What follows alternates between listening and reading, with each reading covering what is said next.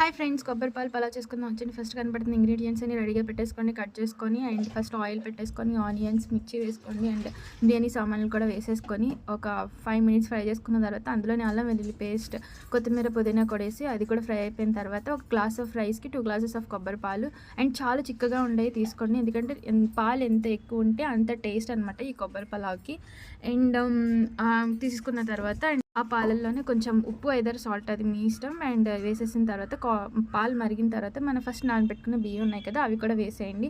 వేసేసి ఒక 15 minutes cook చేసుకున్న తర్వాత అందులోనే కొంచెం గీ పైన వేసేసుకోండి. అండ్ ఇంకో 15 మినిట్స్ కుక్ చేసుకోండి. మీడియం ఫ్లేమ్లో పెట్టి 15 ఆర్ 20 మినిట్స్ కుక్ చేసుకున్న తర్వాత సర్వ్ చేసేసుకోండి. మన యమ్మీ యమ్మీ కొబ్బరి పలావ్ అయితే రెడీ అయిపోతుంది. ఇందులో కాంబినేషన్ చికెన్ కర్రీ అద్దిరిపోయిద్ది.